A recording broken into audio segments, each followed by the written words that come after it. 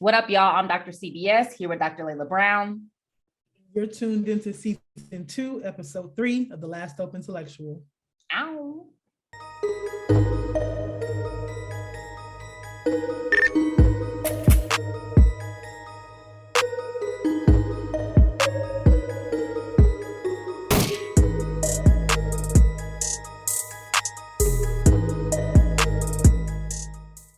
All right, y'all, before we get into our shoot the shit topic for the day, I'm going to give a shout out to our patrons, Gary Irvin, Laurel S. Keene, Sasan, Obioma Ohia, Phil Winter, and Mark. Thank you to our new patrons. We really, really, really appreciate it.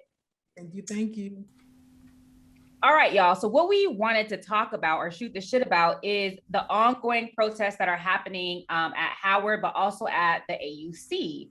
And what this means for, HBCUs are ostensibly having a renaissance. They hold this sort of vaunted status in our Black radical imaginaries or our Black popular imaginaries, so to say. And yet students there are protesting and pointing out the horrible conditions. So what do we make of all this, y'all? I mean, I don't know if either one of you plans to go to HBCU when you're getting ready to go to school, but I only applied to HBCUs, and Spelman was my number one choice. Howard was my second choice. I got tuition scholarships to both, but no housing scholarship to either. And to my knowledge, this is one of the kind of ongoing issues. One, because our preeminent Black schools are private schools. A lot of the otherwise sort of funding subsidies that some students might have access to, even though we know the entire higher education system is a racket, are even less accessible at these private institutions. And that these concerns about conditions of living, administrative concerns about the way the schools are run have been sort of ongoing and a part of what seems to me to be the case, and this is even true to some extent of some of the private elite white institutions, is that people just want you to be happy with name, right? And so it's like, you're going to graduate with this Spelman degree, with this Morehouse degree, with this Howard degree, and so whatever happens in these 4, 5, 6 years is just one day you can shake it off, right? And so it's really interesting to think about this as a ongoing kind of refusal to update standards because of what people perceive to be the kind of preeminence or specialness of being at a place like Howard or Spelman or Morehouse or Atlanta, Clark Atlanta, the entire AUC. Yeah, I mean, I don't know. It's not a surprise, honestly. I think what I found most ironic, there's a lot of things, a lot of contradictions, is that when the George Floyd protests, which I hate that term, but when the George Floyd protests popped off and there was all these pledges about giving money and closing the racial wealth gap, HBCUs always pop up as a convenient fix. Let's give money to it. I mean, there was an article in the Washington Post, out of the, I think, top 100 corporations that gave money, 19 of them gave money to HBCUs. This is, similar, like we're going to give money to Black banks and Black business. HBCUs is like within that slew. And then you still have this, like despite the fact that this is supposed to be something to prop up, you have people who have roaches and mold in their closets and stuff like that. And then you have these schools calling the police on these students. You have... and it kind of busts the mythology of these places to me, which I've never really bought into for the most part. But that these places are these hubs of, like you said, CBS, like Black radicalism, and they produce the leaders of tomorrow. And a lot of these schools just have relationships with the military-industrial complex and tech and all of that, and then also even with Nicole Hannah-Jones, that the situation where we're not getting tenure, when that came up earlier this year. And then she might have said something. I haven't checked it out, but I haven't heard much, from anybody who was lifting up that narrative that, you go where you're loved and all of this shit. So I just think it's an interesting contradiction that here we are, even though this has been lifted up as something that's supposed to fix the problem, quote unquote. Okay. Yeah. And it's interesting because, So in the book, The Black Campus Movement, written by Ibram Rogers, now Ibram Kendi, he talks about these very types of protests in the 1920s and 1930s.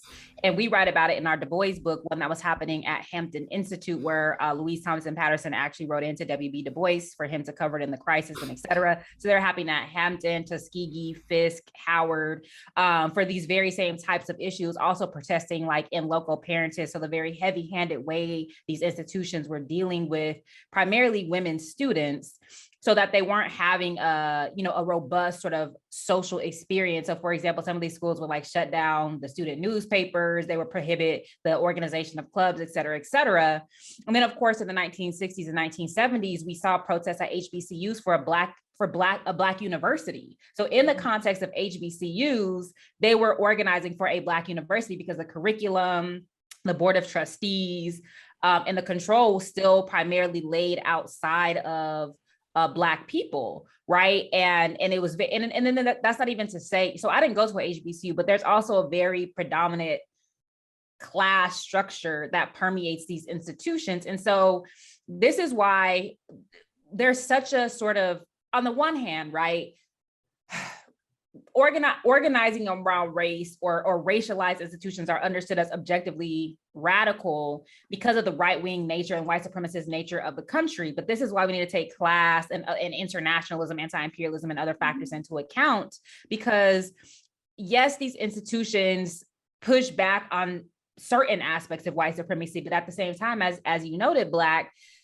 they're getting a lot of money from Coca-Cola, from Lockheed Martin, and et cetera. And it's true that it's producing a certain cadre of leaders in terms of most of the engineering like people who go into these engineering firms come from HBCUs, right? Most of the Black people who go into these Fortune 500 firms come from historically Black colleges and universities, but that's like reproducing the Black bourgeoisie and the niggerati. It's not necessarily changing the material conditions of our communities. And in fact, it's training like the next generation of Black capitalists, Black imperialists, the Black buffer class, the Black managerial class, et cetera.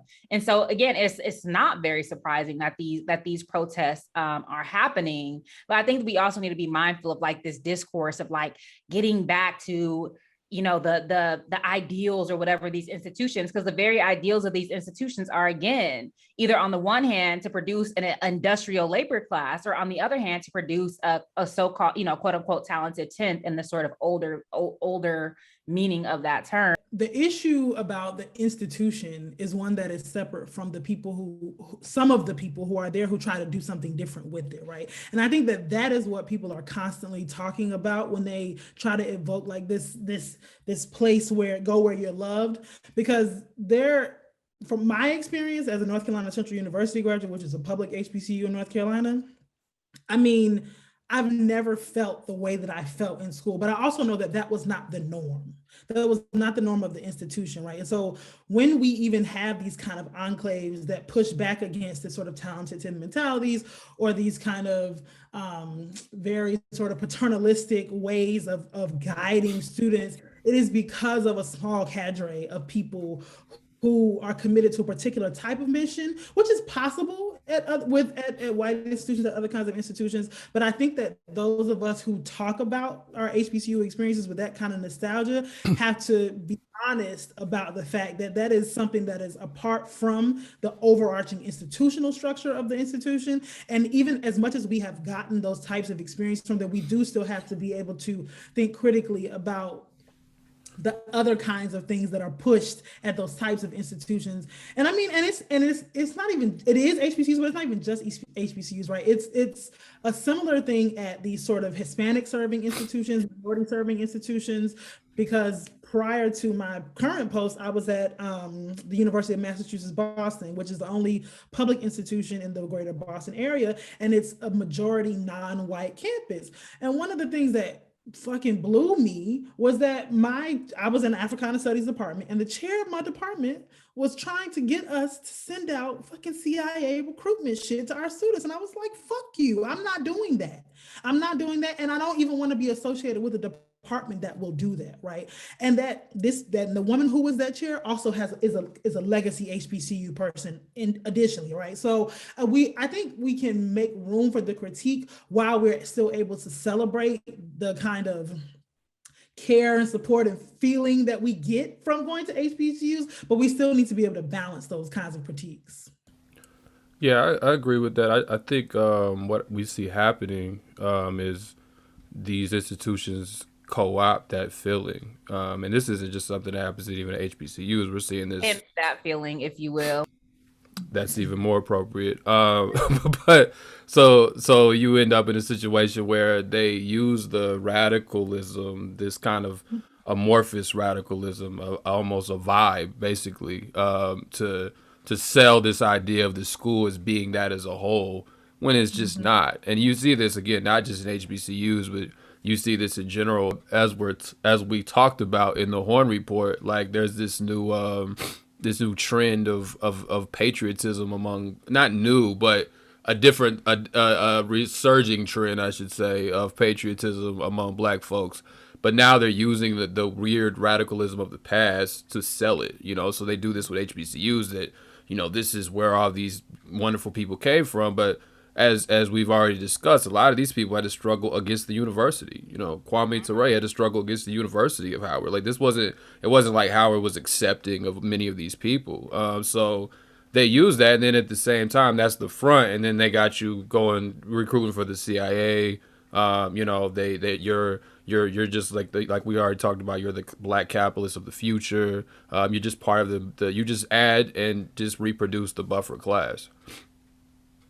Yeah, the other thing I wanted to point out, though, is to not let the Nicole Hannah Joneses and Ta-Nehisi Coates obfuscate the extreme exploitation of the professors, the types of professors that you were mentioning, Layla, who work so hard. They teach all these classes. Their salaries are so low. I remember you telling me about a salary at Bennett College, and I was just like, this cannot be the case.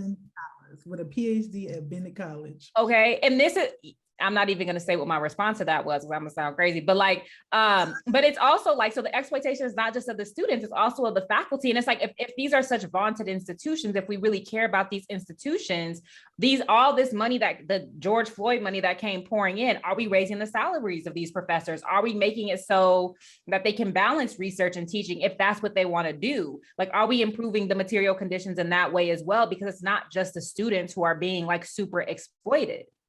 And that's really important, especially in the context of our later discussion about epistemic freedom and epistemic justice, because one of the things that happens at HBCUs is because professors, in the same way that students are recruited to HBCUs, they're recruited for this kind of relationality to one another, right? And so what happens is they end up teaching 4 and 5 courses a semester. And so the ability of HBCU professors to contribute to the sort of body of scholarly work is diminished, because, as they will argue, that there is an increased value on teaching, and teaching certainly has value, but what ends up happening is that their ability to write, teach, publish, to even have time off to think about things. We talked in What We On last week about what it means to be on fellowship and have this kind of free time to think. That is often, not always, but that is often unavailable to HBCU faculty, right? Because of the nature of the way teaching is privileged as a sort of modality of being, and it's the privileged way that tenure is evaluated at a number of HBCUs, and then it contributes to a dearth of contributions of HBCU faculty to the sort of broader body of scholarly work. Yeah, I just think one of the most insidious things you could do is exploit Black people's desire to help each other. Right. And I think that's what a lot of these institutions end up doing, like it's been noted, not just the students, but even the teachers. So clearly people think they're making a sacrifice, and they're getting into something, and that was going to help move the race forward, however they view what that means. And then it ends in stuff like this, and then we just keep, rinsing and repeating. I just think that's one of the most insidious things you can do. I think that's why I have so little appreciation for the Black bourgeoisie, because that's the function they often serve, is they exploit the very innocent and real desires that many Black people have to do something for each other, regardless of their politics. Like, they clearly want to do something, and they end up trapped in a lot of these positions. So I think, the moral, not even the moral of the story, but one sort of thing we want to impress is like support these students who are protesting. I know that we can maybe link some of the the cash apparatuses below that, where they're connecting or they're collecting money for things like toiletries, tents. Winter is upon us. These people, especially in DC, but also in Atlanta, it's not warm, it's rainy, it's cold. And so support these students however we can. And then for those of us who are academics, really push people who are prominent at these institutions to support these students. So it's like, put your money where your mouth is. You don't only need to go somewhere where you're loved, but also you need to reciprocate that love, care, concern, and support for students who are protesting, for adjunct faculty, for people who are subjected to the kinds of exploitation that these institutions are supposed to prepare us, at least ostensibly, to eradicate. And so, so all eyes on Howard, all eyes on the AUC. Oh, the other thing I want to say before we end is you shared this link to Black, to a piece that was republished in Hood Communist from the Black Alliance for Peace Mid-Atlantic called The Neo-Colonial Collusion of HBCUs in the State. And one thing I wanted to note in there is that in terms of the AUC, they mentioned sort of conditions at Morehouse and at Howard. I feel like Spelman often falls out of this narrative. And I think that we need to stop that shit. Like, I get it. Spelman tends to be more progressive than some other spaces. But at the same time, they had a particular situation with housing just this year. They admitted more students than they can house on campus. And so they disallowed juniors and seniors to live on campus, I believe. And they had to find, and this was within like a month or two before school started. And so these students had to find housing in the Atlanta area. And if you know the Atlanta area, like, prices are going up. They're not providing any extra resources for these students. And this is all purely for money's sake, that they're admitting all of these students because they already got huge, they got the sort of the government, the COVID money, and then they got these donations, and then enrolling all these students is also for tuition, tuition and money purposes. And so Spelman is not above critique. And so all these people, you can come for me if you want to, but like, I just think that we need to have due consideration to all of these institutions and not leave one out because of whatever discourses we want to invest in. Yeah, on that piece real quick,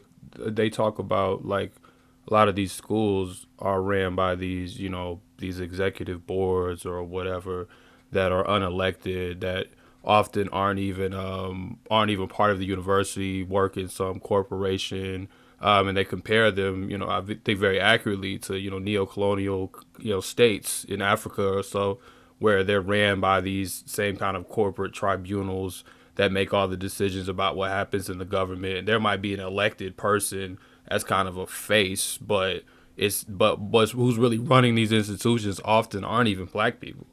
And that's a point that needs to be made. And even if they are Black people, they're Black people who have serious ties to the state, and as they note in that piece. And they talk about how it's not, how there's been a lot of hoopla about the federal funding has been cut from HBCUs, like the Build Back Never bill failed on that or whatever. But at the same time, I think they made a good point that a lot of these federal contracts that come in, with these military industrial complex or the CIA or anything else, that is essentially federal money. So they kind of also disrupt this idea of private and public. When we talk about the state, that distinction doesn't really matter, right? Like this, though, it's the entire thing. So yeah, shout out to that piece. I would definitely recommend reading it. And just to you all's point about the sort of, this is happening across all universities, but the increasing amount of chancellors and presidents who have no kind of educational background, but literally come straight out of, a business background, Fortune 500 something, it literally proves, that the role, and we know this too in the structure of universities, the role of a president or a chancellor or whatever is primarily a fundraiser in chief kind of role, right? But there is something different when a president or a chancellor has a vision for a school that goes beyond the sort of profit margin, right?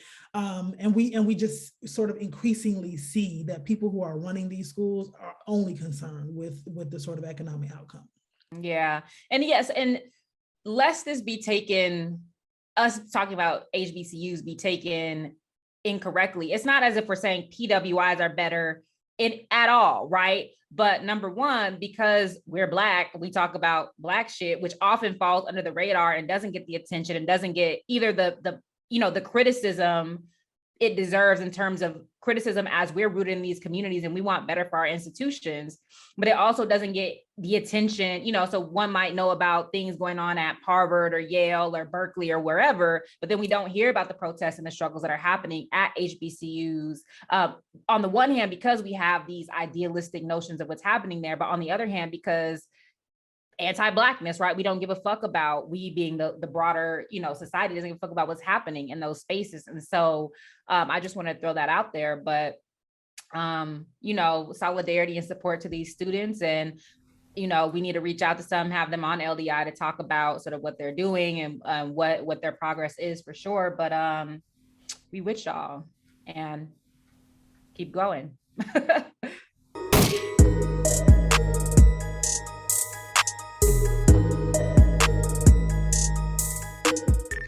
All right, y'all. So it is time for this week's planting thoughts. So the plant of the week this week is a bird of paradise, or Asterlitza regina. I chose this plant because our guest today, even though he's Zimbabwean, is going to talk a little bit about his time teaching and working and researching in South Africa. And this particular plant is native to South Africa. And because it's native to South Africa, it does really well in sort of drier, arid climates. The soil that tends to be best for a bird of paradise is typically a sandier soil that's quite porous. You can water it quite frequently, but it doesn't sort of get wet and mushy. But one of the things that's also interesting about this plant, so I have a larger version of this at my home in the US. This is a small version of the plant. This plant can get up to 3-4 feet tall. But when it flowers, one of the reasons why it's called a bird of paradise is because when it flowers, the flower looks like a bird. And one of the varieties of this plant is called Mandela's Gold. And Mandela's Gold is a sort of yellowish version of the flower that looks like a bird. And this is one of the sort of national treasures of South Africa. And so that is this week's plant, the bird of paradise.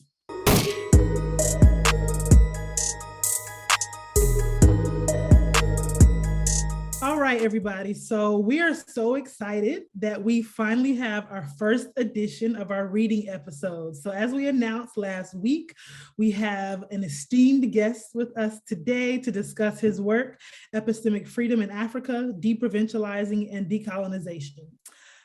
Professor Sabelo J. Ndlovu-Gatsheni is professor and chair of epistemologies of the Global South with emphasis on Africa at the University of Beirut in Germany. He previously worked as a research professor and director of scholarship in the Department of Leadership and Transformation in the Principal and Vice Chancellor's Office at the University of South Africa in South Africa.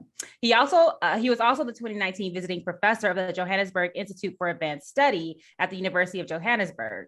He is a leading decolonial theorist with over 100 publications in the fields of African history, African politics, African development, and decolonial theory. His latest major publications are Epistemic Freedom in Africa, Deprovincialization and Decolonization, which we'll be discussing today, Rethinking and Unthinking Development, Perspectives on Inequality and Poverty in South Africa and Zimbabwe, co-edited with Busani Mpufu, and Decolonization, Development, and Knowledge in Africa, Turning Over a New Leaf. So welcome, Professor, and thank you so much for being here with us today. Thank you for the invitation, and thank you for giving me the opportunity to speak to some of the issues which preoccupy me, and I hope preoccupy almost the whole entirety of those people who have been designated as Black. Of course.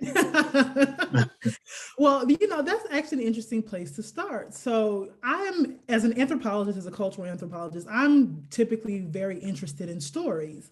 And one of the things you start your text with is Lewis Gordon's kind of apprisal or admonition to kind of reject these tendencies to think about Black thought or to think about Black theory or Black political theory only through the sort of lens of the biographical or the autobiographical. But you also, in the beginning of the text, talk about the particular place you were as you began to think about some of the questions that animated this text. Later on in the text, you talk about it as, in the chapter on Mamdani, you talk about the locus of enunciation. And so I wondered if you could share a little bit with us and our audience about what kind of drove you to this project, the types of questions you were seeking to answer, and the kind of conditions that allowed you to animate this work. Okay, thank you so much. That's a mouthful. Let me try to frame it in such a way that perhaps what I've written down there can make more sense. In the first instance, I think the starting point would be my position in a South African academy. I spent about a decade or so in the South African academy, and by the time I moved to Germany, I had actually moved into administration. And for over a decade prior to that, I had been involved in the push for decolonization within a context of South Africa, in which I found that the symbols of apartheid colonialism were still as visible as yesterday. They were a present, not a past. I entered into universities where even demographically, you could easily see the dominance of men, white men, and I don't even speak about what was being taught. What was being taught also needed attention, because it was still like we are teaching European ideas within a university located in Africa. And also the issue of institutional cultures were very, very problematic for me, in the sense that most of the people who were like me, most of them, they were occupying very junior positions. I started in the Department of Development Studies, and I found people who were doing PhDs for life, some who were doing masters for a decade. And immediately that provoked something to me. I began to ask myself, why is the situation like this? And it is from then that I realized that most of them were trying really not to be themselves, but to formulate research topics which they thought the supervisors liked. And in such a situation, you are not doing what you like. In such a situation, you are not doing what is in your heart and mind. And in such a situation, really, you are just trying to make somebody happy rather than yourself. So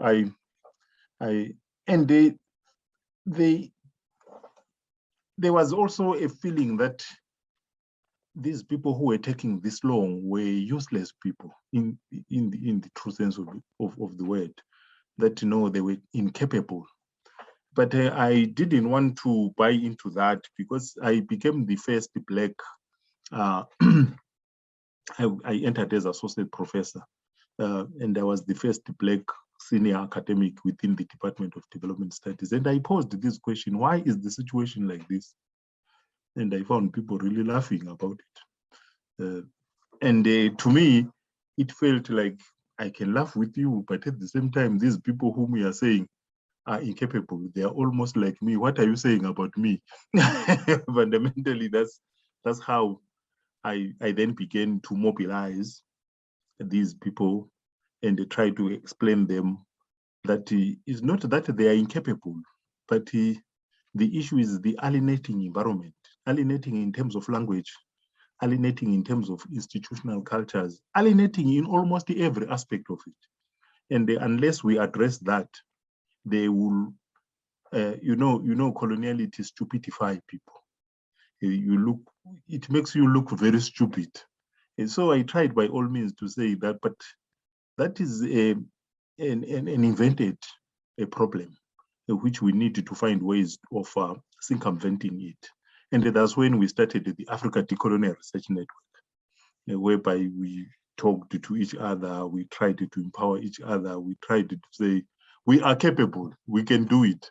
And that's how we started at that level. And indeed, a lot of people then gained their voices when they had trust in what I was trying to do. And I also had trust in their abilities. And I'm so happy that some of them are professors now, who during that time were written off. But the therapy, the decolonial therapy, if I can use that word, it worked a lot on the psyche and on the confidence and on the abilities of the people. And it is from that perspective that when I was beginning to push more, we began to expand beyond training each other. We began to expand to then push for institutional changes within the university. And that then put us on a limelight to the extent that when the roads must fall and the fees must fall erupted in 2015, 2016, the university was desperate to find people who would try to help. In one, of course, administrative, the university wants to quell the student uprising. And they had no way of doing it. And it was within that context that I was then certainly invited to move from being a foot soldier of academia into administration. So I again consulted the constituency that do you think that's the right way for me to go up there, or this is co-optation? That at the end of the day will end up, you will hear me speaking another language very soon. So the agreement was that, but we need somebody up there as well to speak there. But I found that was the most difficult part of my career, in the sense that when you were there, immediately told you are now part of administration. You can't do your toy here, your activism. Here you are part of the administration. You need to speak the language of administration. So I spent 5 years in that level, setting up a department which was called the Change Management Unit, and it was later termed Department of Transformation and Leadership. So I said, I learned a lot within a short space of time, because I then became a bridge between those who were agitating from below and also those who were up, because I was located in a very powerful office, the office of the Vice Chancellor. So we decided that the solution is to work on the Vice Chancellor, the head of the institution, so that he buys into the agenda of transformation and the decolonization. And you will not know the inside of a person, but outside, he seemed to understand what we were doing. And he really gave me a lot of space to change things. But within a context of universities, you know, universities are hierarchical in order, and they work also through committees. The people in the committees, this is where the major problem was. They wanted us to spend all our time doing policy, policy development. So if you talk about institutional transformation, they will quickly say, we want a policy on that. If you talk about curriculum transformation, they will say, no, we can't act without a policy. So we found ourselves spending most time doing these plans and the policies, but not doing really the actual changes on the ground. And it really changed a lot of what I thought was going to be easy into a very difficult situation, in the sense that I was then intervening at a strategic level. And the intervening at a strategic level means that you are not the one who does the operational level. It means that you will need to make sure that on the ground there are forces who continue the heat, so that the changes, so that the admin doesn't sleep. So that's basically where I come from. And from that, one of the major tasks which fell on my shoulders was to mobilize the entire university for purposes of transformation. and they called it stakeholder mobilization or stakeholder engagement. It is from that stakeholder engagement that I then learned a lot of problems. One, about the grammars of change themselves. Some people wanted Africanization. Some people were working with indigenization. Some people were working with the social inclusion, diversification. So there were so many languages which were grammars, if I can use them like that, the grammars of change. So we didn't want to exhaust each other on the grammars of change. So I basically then collected all the terms which were used, and I said, we will not actually be very strict in terms of which grammar we are using. What we are going to be very strict, we want to know the content of what we are talking about. What exactly are you going to do under social inclusion? What are you going to do under Africanization? What are you going to do under indigenization? So if we check the content of what we are doing, then it is from there that we can work together or not work together and see that we are on the same plane or different planes. So, but still, I emphasize to the Vice Chancellor that this issue of decolonization is not a given which lies outside there. We will need to work towards producing it intellectually. We will need to produce the language. We will need to make sure that from the practical which we are doing, we learn something. And it is from that I said I will both do the commissariate. I called myself a commissar within the Vice Chancellor's office. I will do the commissariate work, but at the same time, I will need to respond to the questions which are coming from the entirety of the university. So one question was, why decolonization, for instance? that question became a daily question. Secondly, there were some people who thought decolonization came from Latin America. So they say, no, that's not the language which we're using here. Here, the language is decolonization. So again, I had to, as you can see from chapter 2, I had to try to draw that long table whereby I was going to look at their grammars here, which it can be Ethiopianism, it can be African personality, it can be Gaveism, it can be Pan-Africanism, but what is Rastafarianism, and all those. But the issue is, what is common about those? What is the common experience which actually emerges from there? And I was trying to highlight the issue that let's not do like colonialists. Colonialists work with the paradigm of difference. Decolonialists need to work with the paradigm of connections. So that's how I ended up in that space. And then on the practical question of when I was now talking about Mamdani, and then I started with that quotation from Louis Arakoten. Again, there were practical issues which I was dealing with, whereby I also like reading biographies and autobiographies, but I found that some of them were really about the persona than the ideas of the person. And even the persona, it tended to reveal the dirty about this was a drunkard or something like that. And but we don't learn the same thing about Hegel, about Marx, about others. They don't reveal those aspects. They tell us the thinking, the ideas, the theorization, and all that. So I was also trying to caution that when I approach the work of Mahmoud Mamdani, I don't want to go into the persona. I will go into what I think advances thinking about Africa, what I think advances thinking about decolonization. So that's where I spoke. I had to go to Louis Arakoten, bearing in mind that Louis Arakoten puts it very clear. He says the issue about white thinkers is about theory, which is timeless. And then when you come to think about Black scholars and you reduce them to biography and all this, then it is about experience, which is constrained, which is confined to time.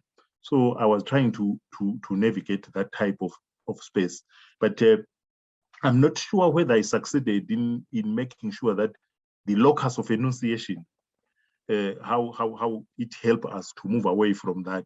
But my thinking was also influenced by the work of Ramon Grossfogel, who speaks about the issue of social location, geographical location, and the epistemic location.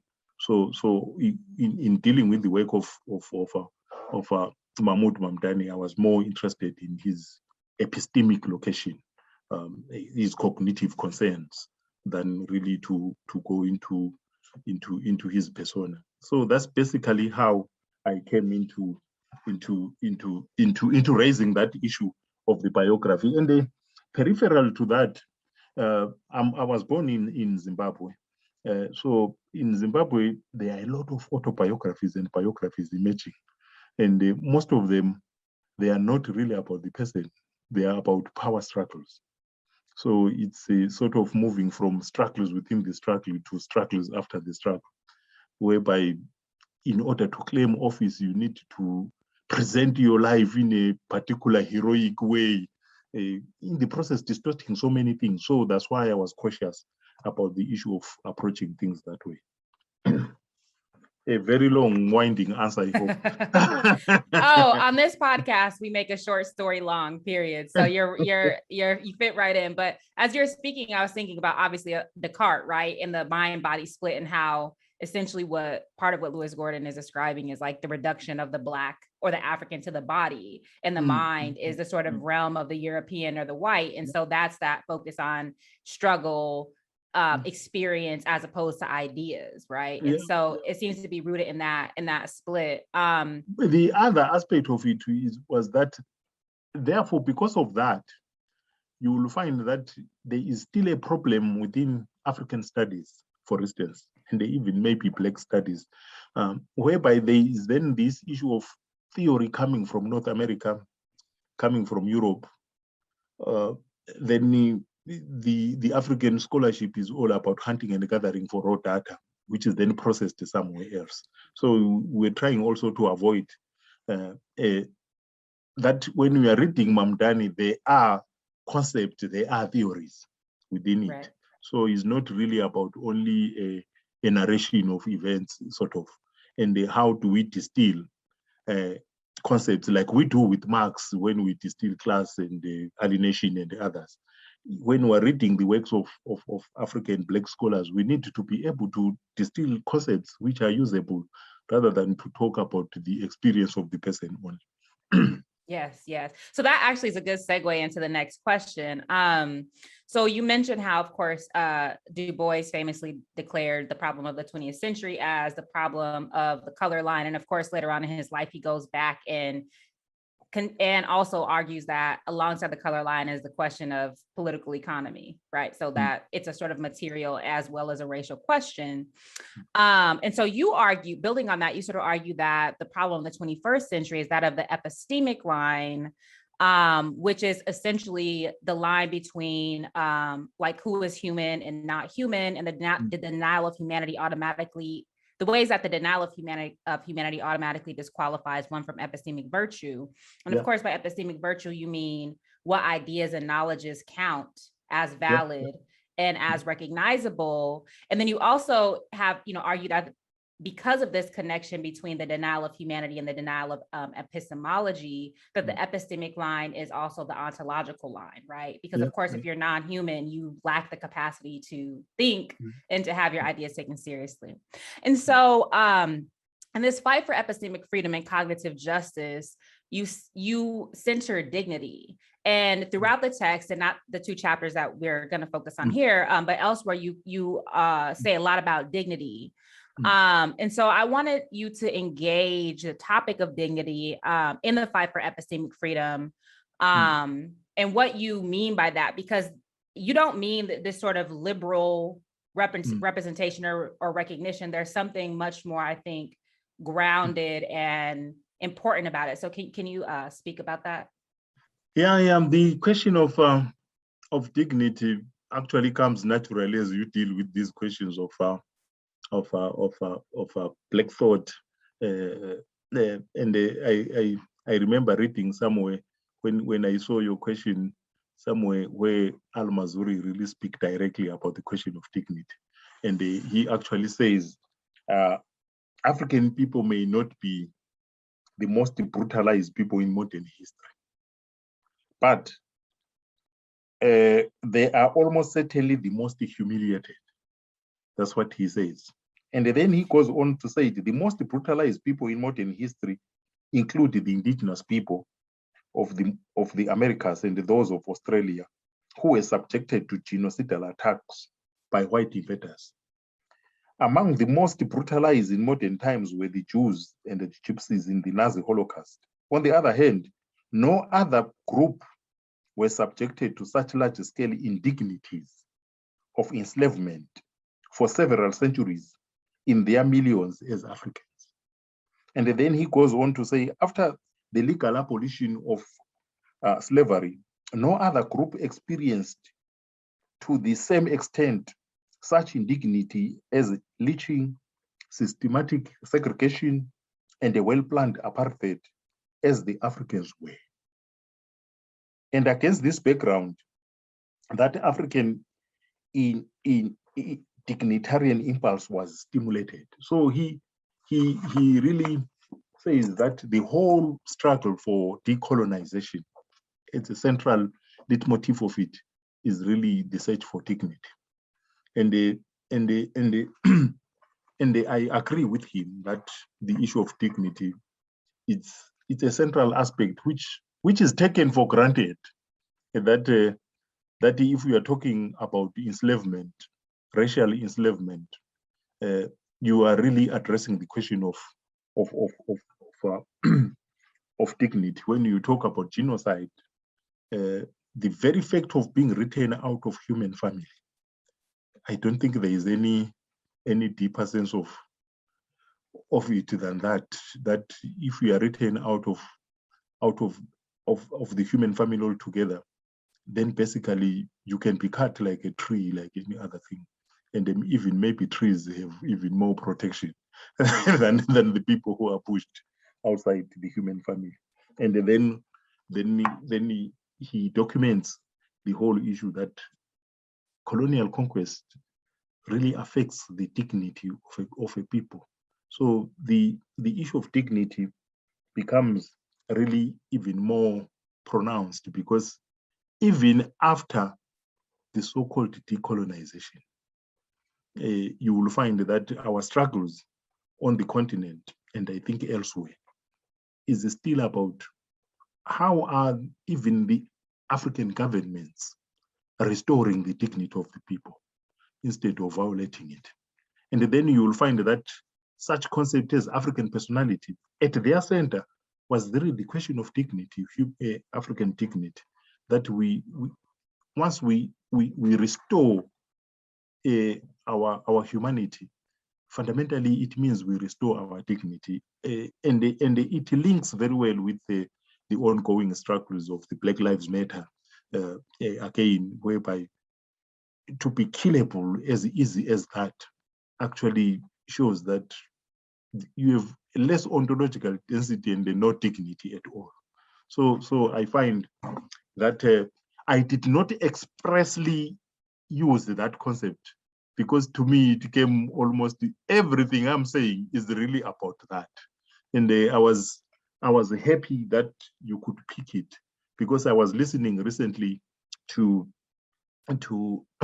Olokoshi Adebayo speaking about African humanities. And his idea was that even what we're talking about as curriculum decolonization, it will not make sense as long as it does not restore dignity of the people. So dignity of the people is not only about maybe clothing and the food.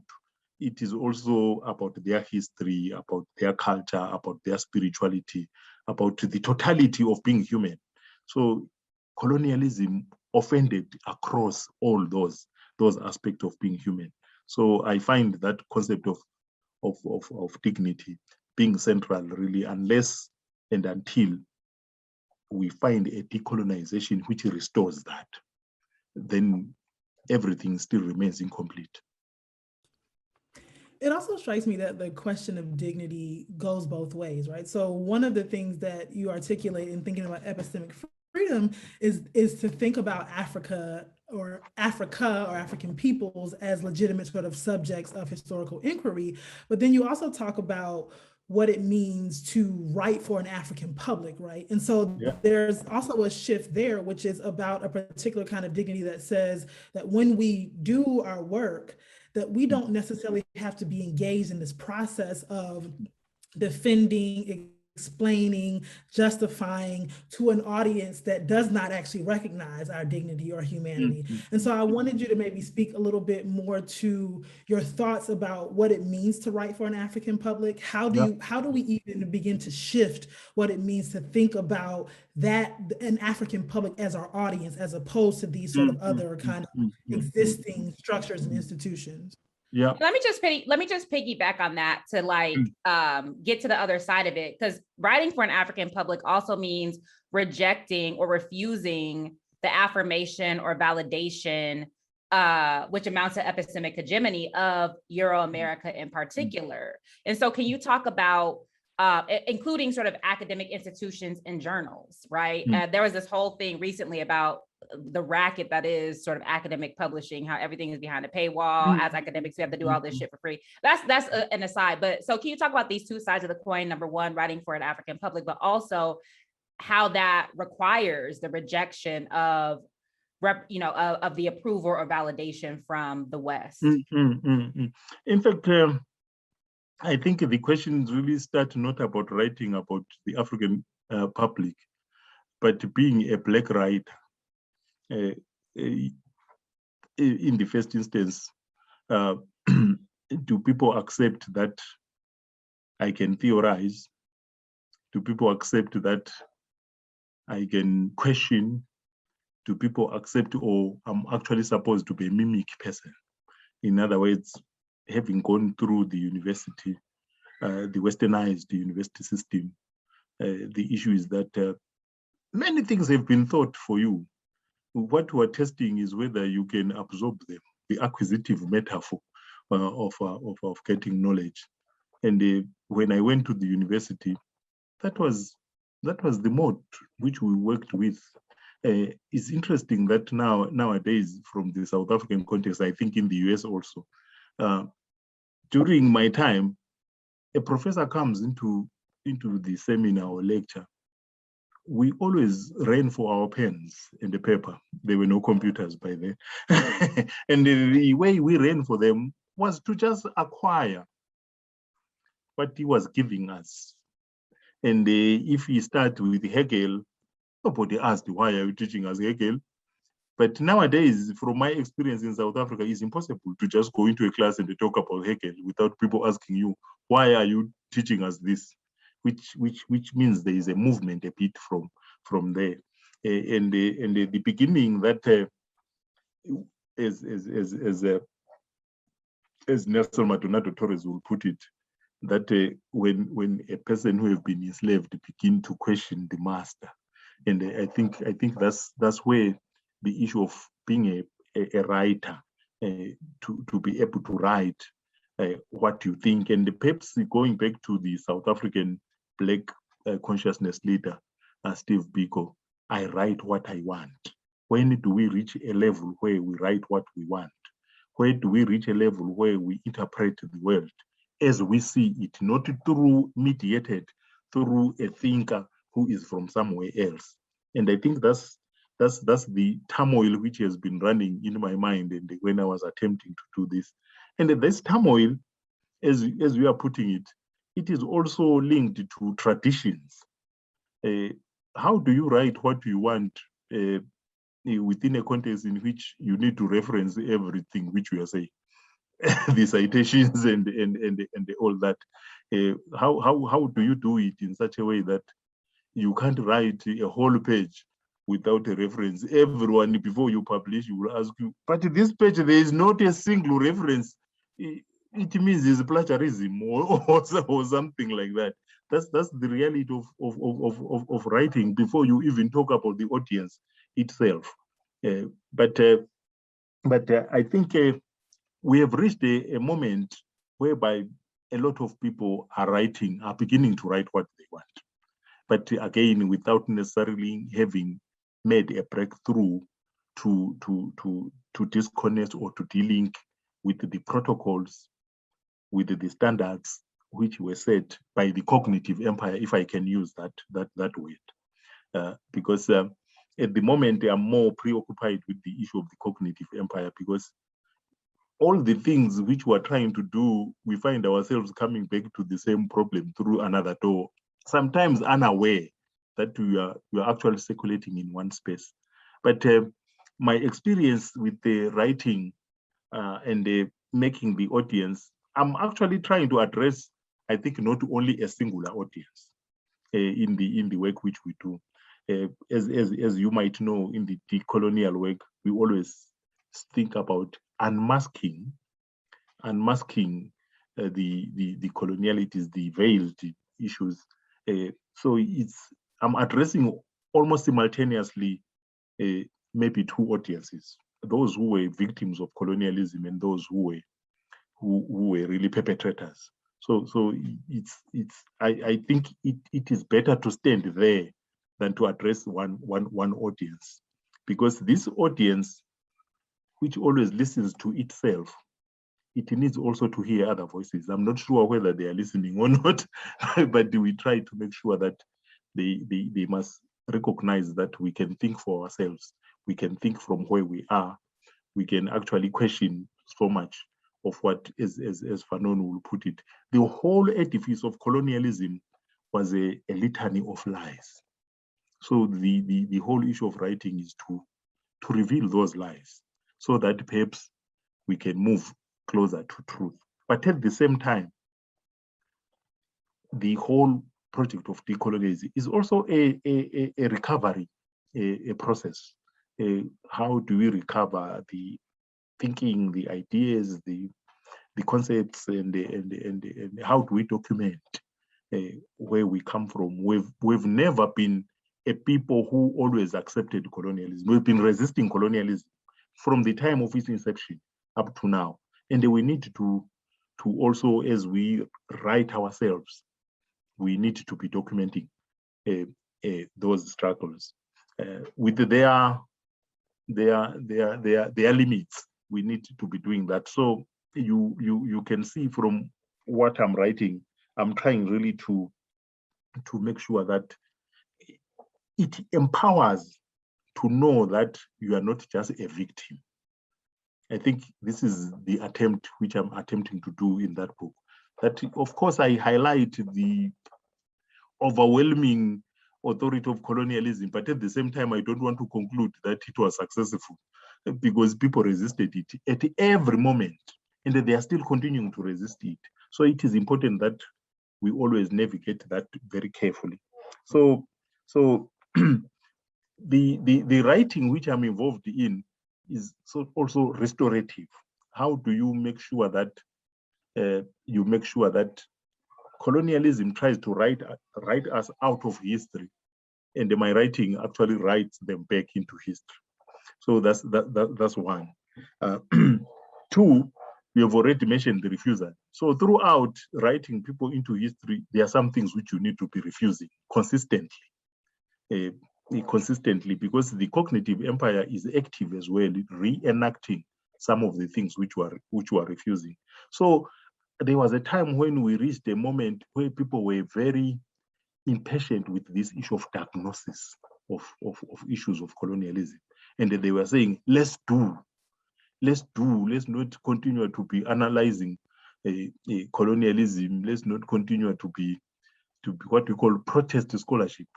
Let's do. But I think, as for me, I navigate a space between, I see connection between good diagnosis and a good prescription. I can't think of any way you can do it without that. I just want to intervene. So in Black Studies, we say that the project is, this comes from Manning Marable, I think.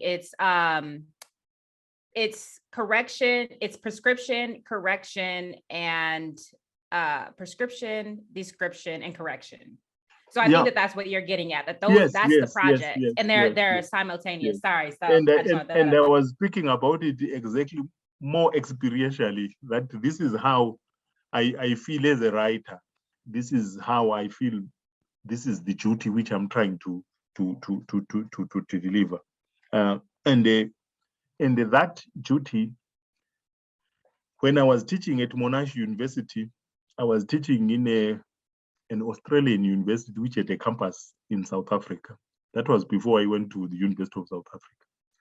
And I began to also speak about Black Archive, Black history, to a very, because it was a private university, very elite students, if I can use, from these rich families. And somebody from Mozambique, from a private, who studied in a private school in Mozambique, he then revealed to me something. He said,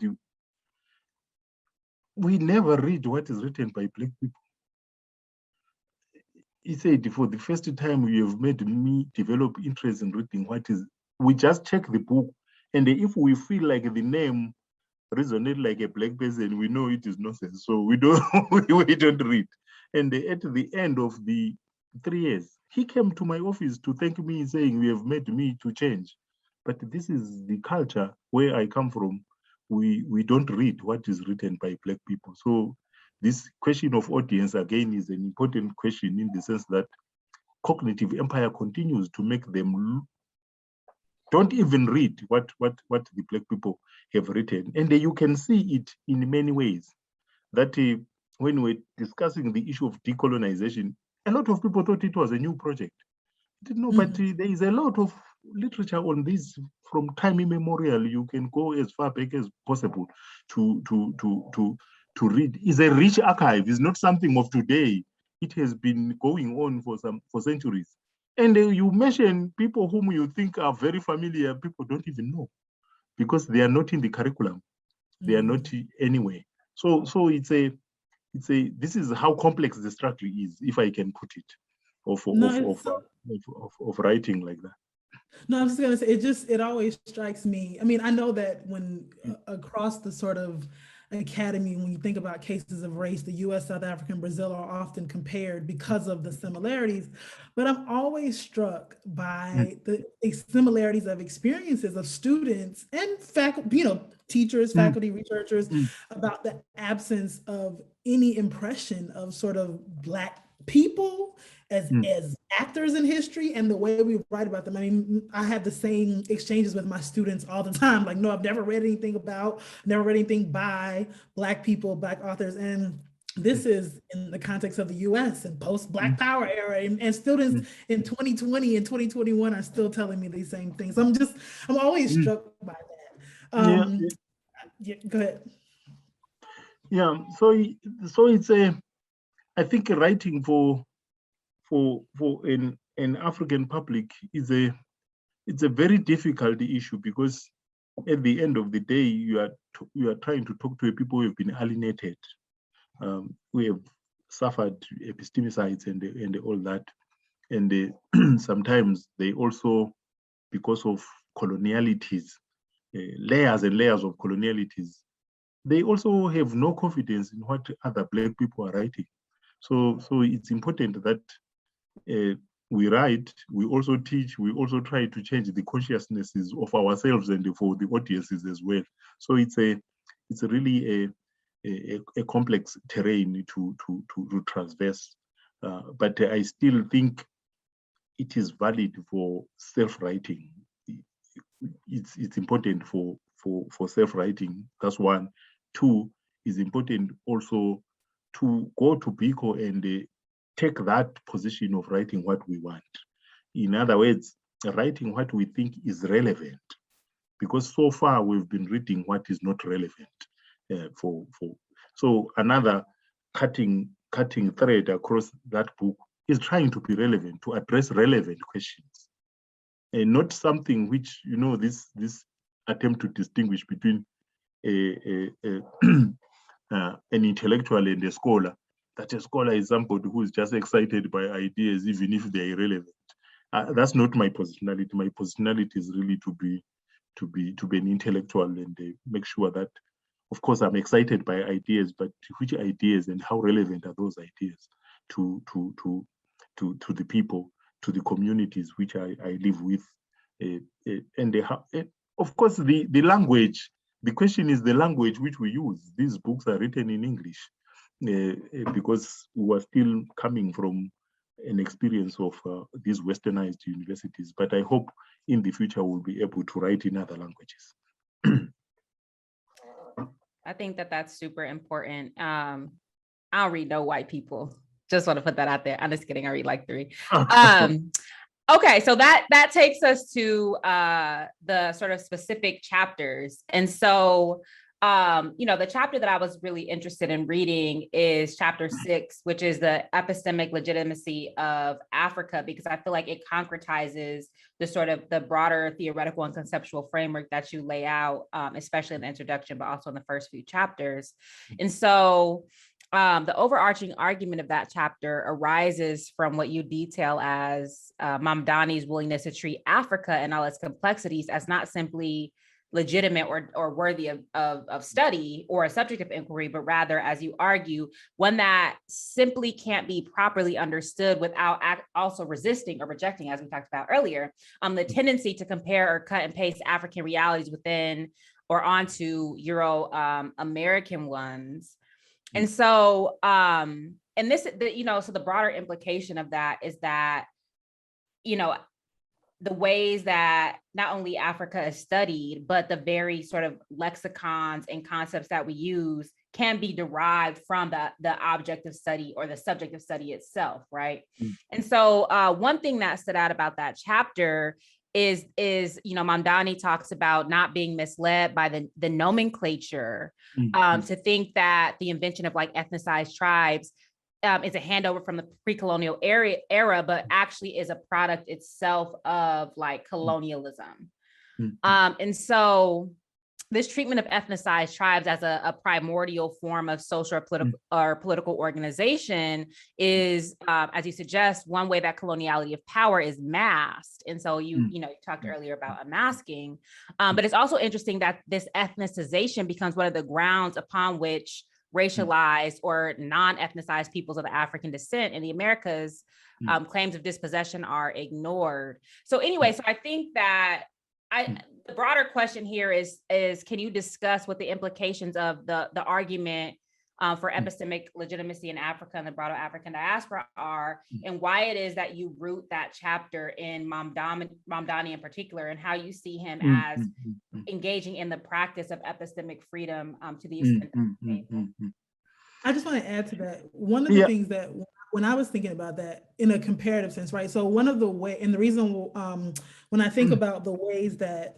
when Black people in the Americas struggle for rights, right, they're often denied on the basis that we are not considered ethnically distinct.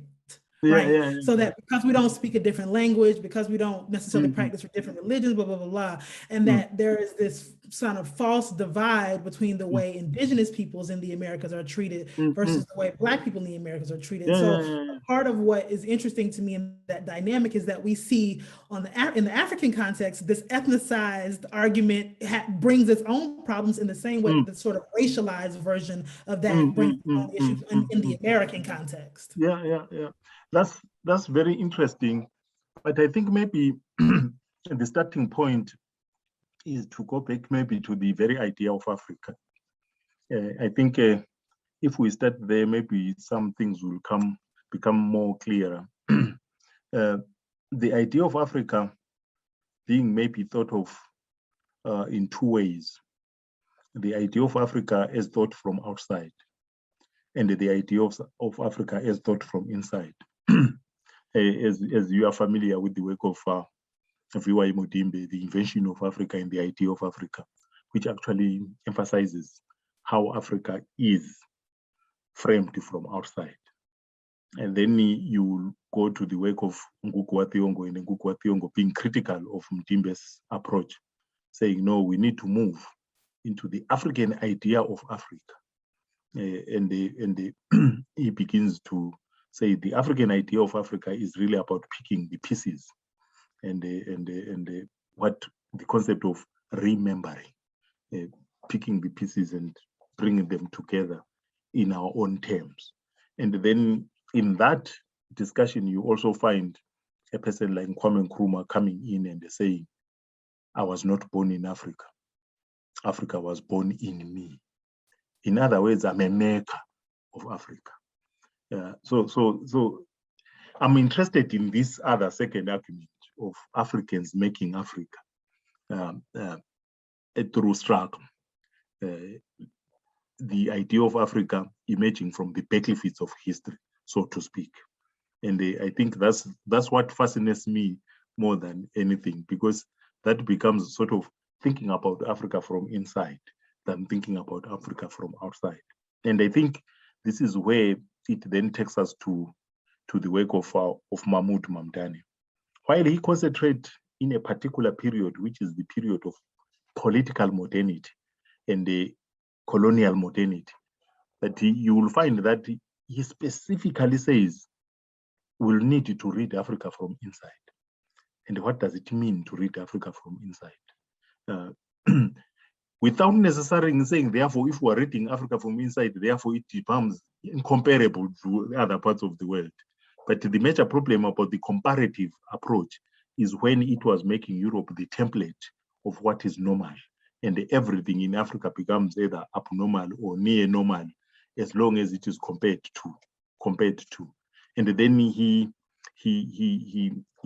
dropped this concept of writing Africa through analogies. And that's where I found the interest in his work, in the sense that he was really aware of some of the problems of always comparing. And up to today, you will find that we are still fighting about what is the future of African studies. And then others are saying comparative African studies. Then others are saying critical African studies. So it is from that I found Mamdani taking us perhaps in the direction of critical African studies than comparative African studies, which I think are very problematic. and when it comes, therefore, to thinking about the anatomy and the physiology of colonialism, I think that's the other attraction of Mamdani, that he has spent almost all his career trying to make sure that we understand the question of colonialism. And the question of colonialism, as you might know, there are two schools here: the episodic school and the epic school. The episodic school, which minimizes the importance of, and let me not even start by saying that, because I will distort what I wanted to say.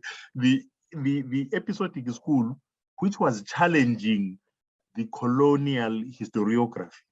And in challenging colonial historiography, it was saying that Africa has a longer history before colonialism. And it will have a longer history maybe after colonialism, wherever. I'm not sure when we will go beyond colonialism, but that is that. And then the epic school saying no, but we needed to understand colonialism, whether we measure it using 1884 to 1960. But at the same time, we must know that it was not an event. And I think that's where African thought and the Latin American thought they meet, in the sense that this idea that colonialism was not an event, which you can easily say it started here and it ended here. If we are doing that, perhaps we are talking more about colonization, not colonialism, so to speak. So I found Mamdani really is emphasizing this issue that so much of what we see even as post-colonial dilemmas and problems have their roots in the colonial structuration of Africa, and the social organization and the ordering of Africa. And that's when this question of chiefs, this question of colonial subjectivity, which is a calibrated subjectivity, which really follows the template of what Nelson Maldonado calls coloniality of being, whereby you put the colonials who are from the colonies up there, then the others who are of different colors, you hierarchize using their race, into subject races, and then into natives. And the natives, then you say, no, the natives, they have a way of life of their own. And that way of life of their own is that it is governed by tradition and the customs.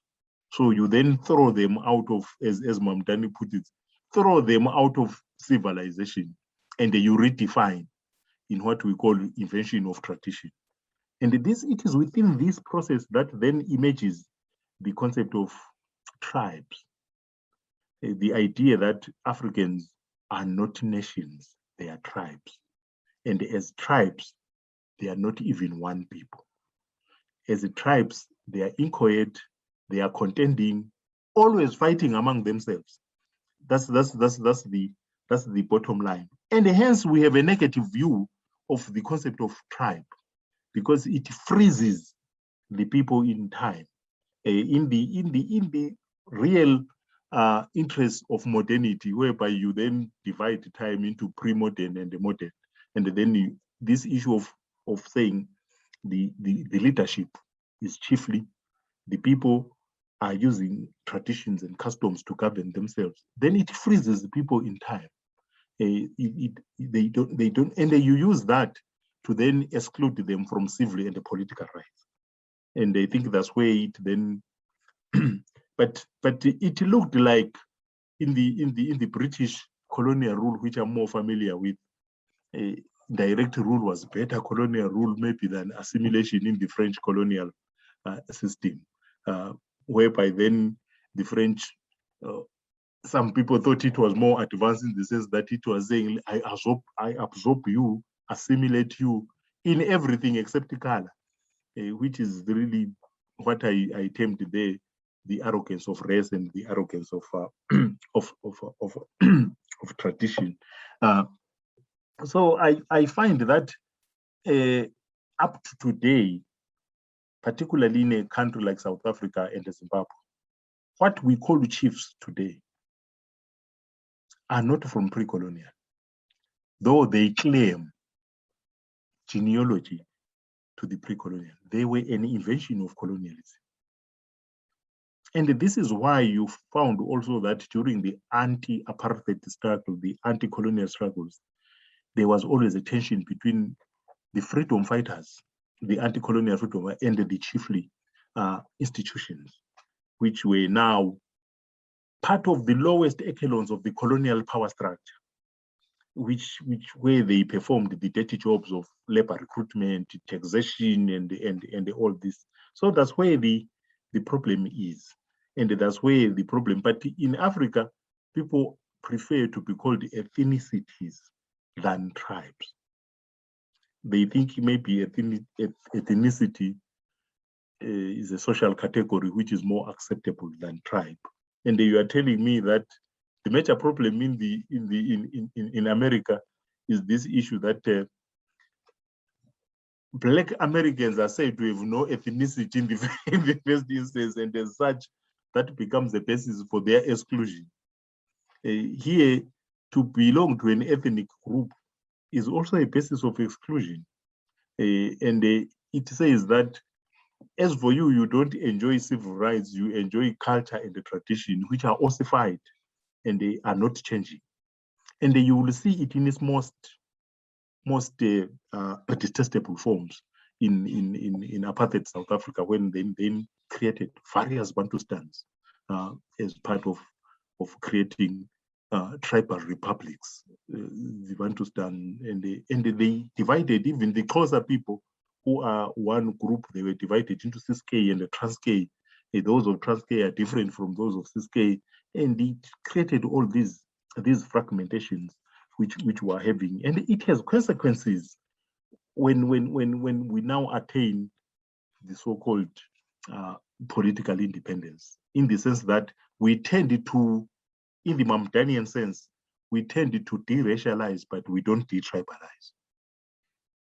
And it creates all these other problems which we see in South Africa. They had even a commission, because people were competing to be chiefs, the Hlapo Commission, which was gathering, and there were so many people who emerged who said they were chiefs and they wanted recognition because they are paid.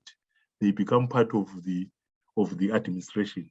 So, and Mamdani's beauty of Mamdani is that he continues with this type of interrogation of issues to the extent that in his latest book, he says, why is it that the problems of post-colonial Africa read like problems of Europe? Why is it like that? And he says we need to investigate the whole pipeline from the time of conquest to now to see why is it that the problems which Europe was experiencing around before 1648 were experiencing them now. Didn't they migrate their problems as they colonize into Africa? And these are now manifesting as African problems. Hence, we have also to rethink maybe our concept of African solutions to African problems, because what appears as African problems might not be African problems in terms of their genesis. And therefore, we will need really to continue this issue of diagnosis. So that's my love with the Mahmoud Mamdani, and also the idea of, when I was talking about the epistemic legitimacy, ideas which are generated from Africa, how useful are they? I'm actually involved now in a big project where I'm in the advisory board, reversing the gaze. In other words, concepts developed in Africa, how can they be used to study Europe? So there is that, the issue of retribalization, how can it be used to understand these narrow nationalisms in Europe and all that. And I found that to be very interesting, that there is a beginning to say, but Africa can also be a legitimate epistemic site in which theory concepts can emerge, which have global implications, rather than this idea that everything is tested on Africa. Africa becomes a laboratory of concept and the concept developed outside. So I thought he was really coming up with something, and nowadays he is pushing almost, we're now almost in the same plane where he's talking about decolonizing of the political community and decoupling the nation from the state as part of maybe moving beyond all these problems of majority, minority. So that's a thinker whom I think will need to take seriously in a way. Mm-hmm. I just wanted to throw out quickly, coloniality being is, you mentioned Nelson, but that's Sylvia Winter that he then took up. So when we speak about epistemic legitimacy, my girl Winter got to be thrown in there. So that's it. Yeah. In fact, you are right. You are right. It has its own genealogy in other thinkers. So we are approaching our last questions for the interview. And so the last chapter that we chose to focus on was Rose Must Fall. And Rose Must Fall becomes interesting because I think it was a few years ago when those specific protests sort of rose, but we're still kind of in that moment, right? So in the chapter, you suggest that framing contemporary protests in Africa as, quote, middle-class revolts is an inaccurate reading. You go on to argue that the Rose Must Fall movement, or Rose Must Fall movements, defy class analysis because they are an amalgam of many non-class issues of gender, culture, language, symbols, curriculum, finance, and epistemology. You further contend that the category of middle class is essentially a misnomer, given the reality that a great number of South African protesters, be they students or otherwise, are in fact working class, or more appropriately termed the working poor. And so I wanted to ask, what does this particular contextualization help us better understand about the current political sort of moment and climate in South Africa and the sort of raging battles for epistemic freedom? And this is also interesting because you may or may not know, we had Olivia Rutuzibwa on last week, and we were talking about the kind of battles over monuments and monumentality. And so the conversation that we had with her was, about the sort of symbolic versus kind of practical nature of taking statues down. And you seem to make an argument that pushes us beyond sort of reading these as just symbolic moments. And so I was hoping you could speak to that a bit and then sort of wrap it all up nicely. I wanted to ask you to also think with the sort of Rose Must Fall, Fees Must Fall movement and what sort of happened just this past summer with the protests in South Africa when Zuma was arrested. And so if you could think about all those pieces, big question, but if you could think about all those together. I think the concept which comes from that book is really the one on epistemic freedom. And this concept, I've been asked many times, yeah, I like it, but you didn't take it far. And my answer is always, it's a concept which I developed while I was running. I was trying to name what was already happening. And I always go back to Hamid Dabashi. I'm not sure you are familiar with his work about ideas which emerge from battlefields of history and from human struggles. I always take that concept of epistemic freedom as emerging, even though I was in an office, but it was in an office which was involved in struggles. So I was trying to name what I was seeing. And the idea, it will never be complete, it will never be perfect, but it is a working concept. Maybe another time I will develop it further. I thought I must say that since what was the end of our discussion. Then the issue of roads must fall. Again, we're starting and trying to interpret something which was moving. It was in course when I was writing, and it needed courage really to try to pin it to something else. So we're observing the content of who is involved, who is not involved. And I found that the idea of turning it into a middle class revolt, it might actually be falling into a neoliberal type of interpretation of what was happening. So I wanted to dispel that as much as possible, but this is not a middle class revolt. And if you can understand it from a South African point of view, the definitive entry into institutions of higher education by those people who hail from ex-enslaved, ex-colonized, ex-racialized, colonized people is the bedrock of the roads must fall. After all, if they were people from the middle class, they were actually eating lunch under the shade of Cecil John Rhodes without seeing any offense about it. But there were some who came in immediately and said, but who is this? But it doesn't mean that Rhodes was there in that day. He has been there for centuries. Others never saw any problem with it. So it is a people coming from a particular background who could pose such a type of a question. So I always, whenever I threaten, I say, but if you bring people like me and the others in the numbers in an institution, don't expect a picnic.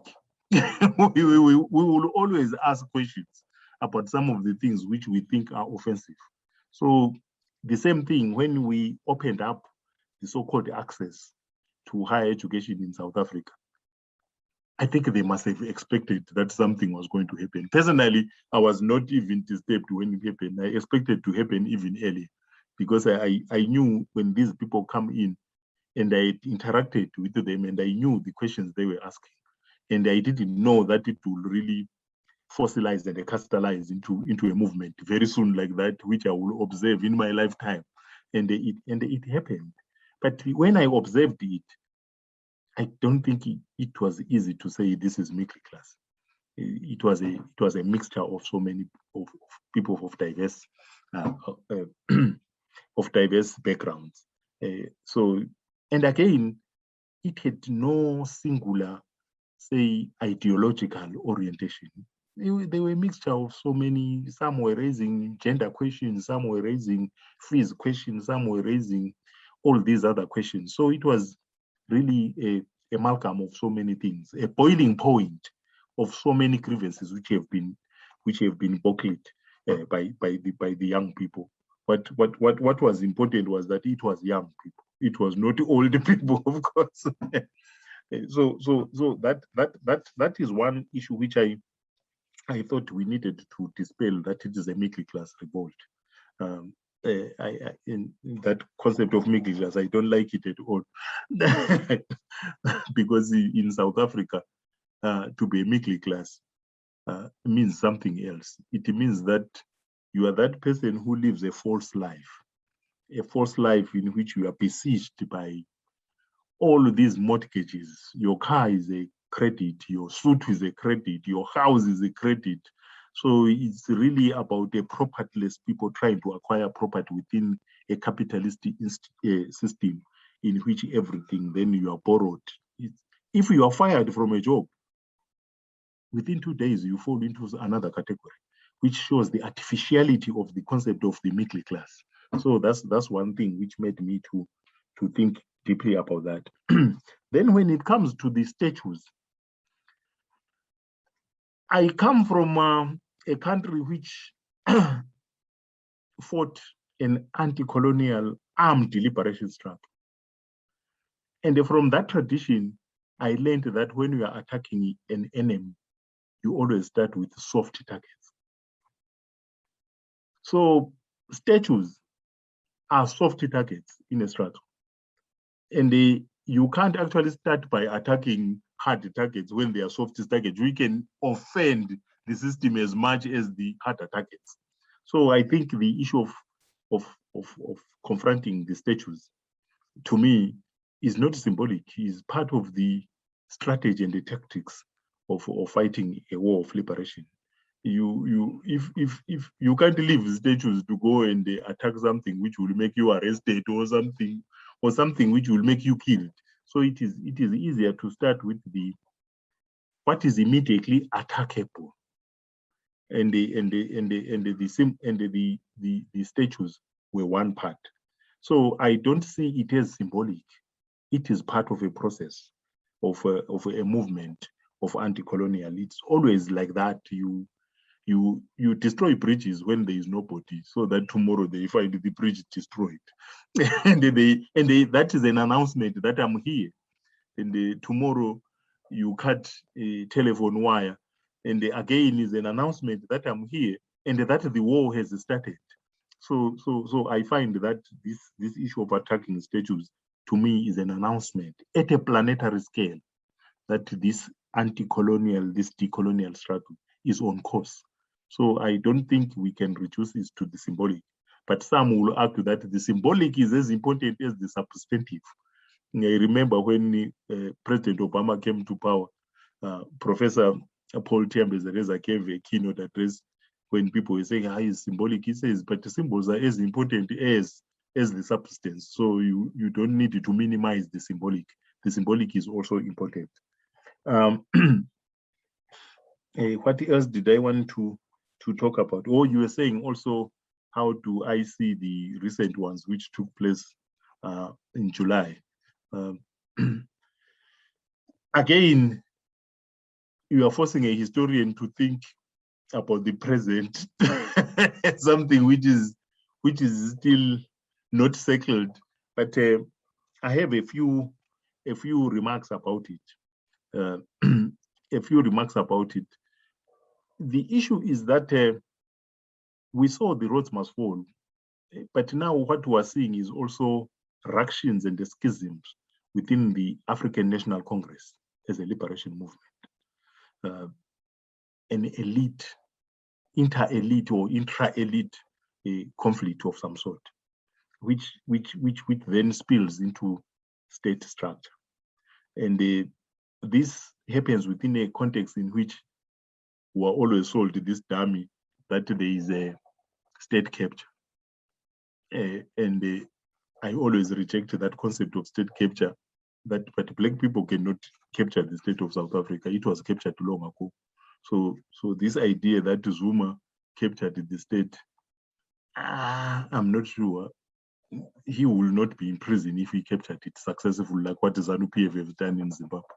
The very fact that he is in prison by the same state which he captured is a misnomer to me. That's one. Two, the issue of the use of the judiciary and the courts to resolve political issues. As I said, I come from Zimbabwe. The judiciary was the last refuge of secular elements within Zimbabwe, and they were blocking almost everything, and they were making sure that they use it together with the media. They divert the people from the actual struggle, and they give them these side shows, which up to today, young people will go to sleep and say, my worst enemy is President Jacob Zuma. But is it true that he is our worst enemy as a Black people? Is it true that the poverty which is in South Africa is because of him? Is it true that he is the one who has made South Africa the most unequal society in the world? Or there is a system which is doing that? But you are given all, this is not then to condone what we call corruption and looting in the true sense of the word. But we need not to lose a focus on what is happening. And finally, the issue of who is a criminal in South Africa, it depends on which side of power you stand. Some people participated in the massacre of 34 people in Marikana, and they are running a country today, and nobody actually, the media is covering up everything and all that. So to me, it's a complex situation which does not need really quick conclusions about who is the enemy, and if we jail Zuma for life, South Africa will be heaven on earth. That is not true. That is not true. So we will need really to think deeper about what is at play.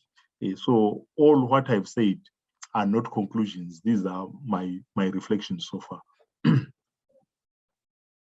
Dr. Sabelo, Ndlovu-Gatsheni, this has been such a wide-ranging and amazing discussion. Thank you for the book. Thank you for the discussion about the book. And then I'm going to ask you to send a list of who you think are, so like email us a list of who you think are some of the African scholars, texts, films, resources that our audience should be engaging, that we can share with the audience. But thank you so much for being here. We really, really hope to have you back very soon to speak about the world, which is imploding, but also shifting in some positive ways at the same time. So thank you so much. It was great to engage. I hope I made sense. Of course. We have a very engaged audience, so when we go live on Friday, we will be in contact with you about some of their feedback for sure. Absolutely. Sure. All right. Thank you so much. Thank you. Have a good day. Bye-bye.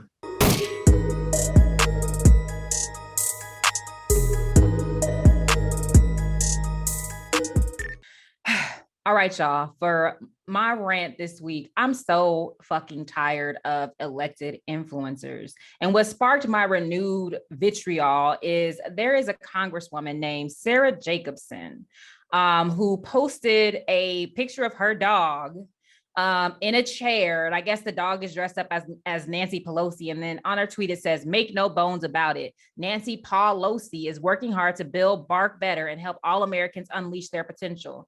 Now, I know she was trying to be cute or cheeky, but the shit ain't cute and the shit ain't funny because the Democrats are getting their ass whooped with the Build Back Never, word to Two Black and word to Eugene Puryear for calling it that. But they're getting their ass whooped on this. So many provisions that are going to help working class, ordinary, poor Americans have been stripped out. And so I'm tired of these fucking politicians, these elected officials getting on Twitter, getting on social media to be cute, to be cheeky, to be down with the cause, to have these dumbass platitudes and these sayings and quotes that we already know instead of doing their job in Congress.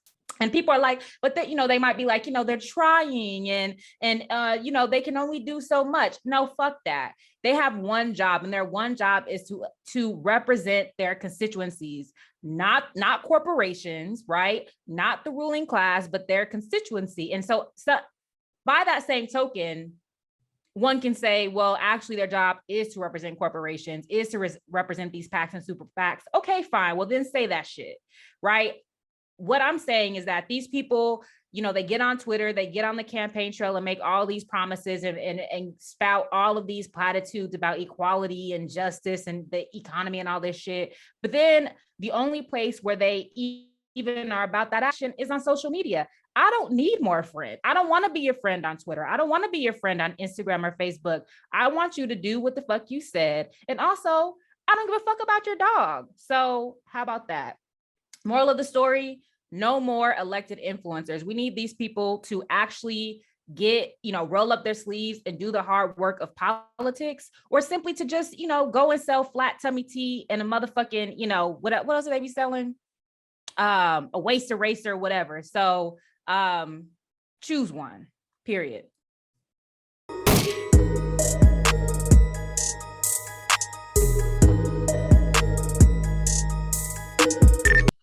All right, y'all. So this week for What We On, we are still kind of reflecting on the process of getting back into the groove. And so we want to think about whether or not we're being successful at it. This is, in the sort of traditional academic year, this is conference time. And it's funny because it's like conference time revving up to a kind of a break, right? And so things can tend to be kind of hectic around this November kind of period. So what is it like for you, CBS? Yeah, and not only that, right? We're reaching the end of quarters and or terms. It's about to be a new year, so people might be thinking about goals on the one hand, might be doing all kinds of grading. Grading is probably backed up. Luckily, we don't have that. But I would say what I'm thinking about is balancing. Like, I'm really trying to finish this book, y'all. Like, I'm close, but I like balancing book writing, but then also conference papers or conference proposals, talks. So the fall is not as big of a talk season. Spring is very big. Like, so spring, especially Black History Month, that's the time when I remember between like February and March, or February and April of last year, I did like 20 or something talks. It was really wild, but it's still sort of, there's some trickling in. And so it's a matter of like, not just getting to work, but balancing the work. And so I would say, and with the stuff that you really don't want to do for real, or that's more onerous, tends to fall by the wayside. And so I will say the book writing is going, and it's not that I don't want to do it, but it is what takes so much more sort of focus and concentration. And so I'm working on it more like every other day when it needs to be every day for several hours. But, and then the thing about it too is like productive procrastination, right? You feel like you're doing all this other shit. So it's like, well, at least, but I'm doing work. So this doesn't count, or it still matters. And it's like, yeah, but the thing you need to get done for real, I'm sort of avoiding, or like not putting as much energy into, because I'm doing this other stuff. So, but what about you?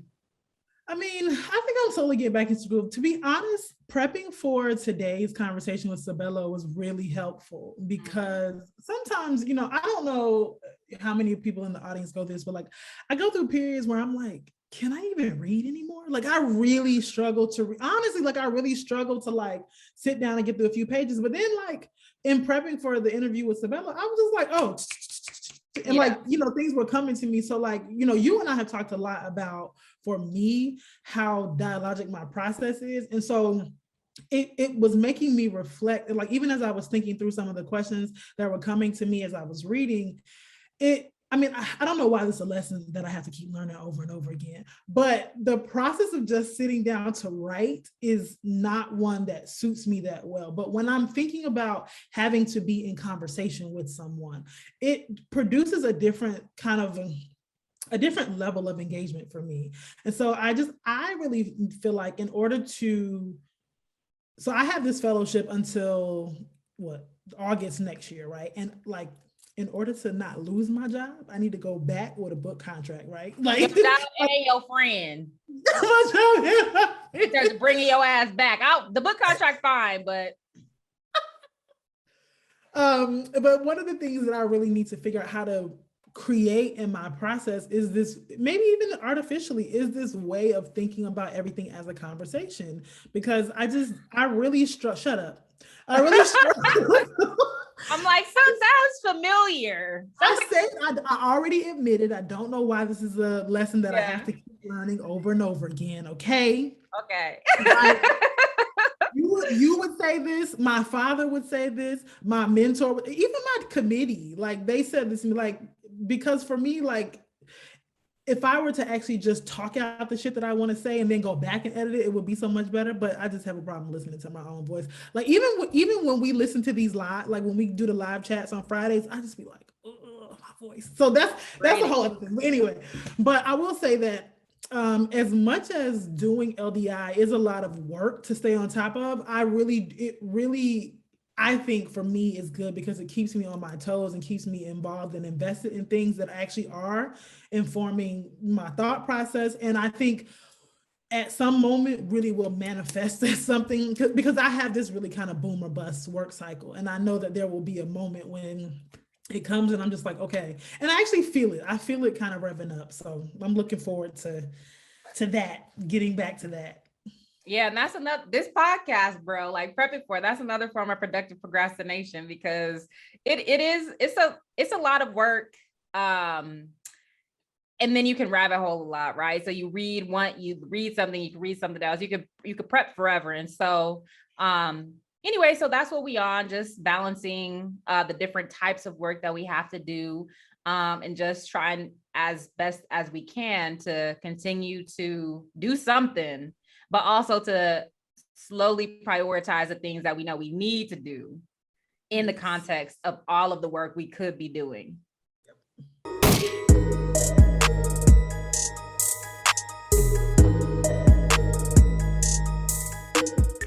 All right, y'all, and that's our show for this Friday evening. You could have been anywhere in the world, but you're here with us. So thanks for tuning in. I'm Dr. Brown here with Dr. CBS. And as always, thanks to Two Black in the Back. See you next week. Peace.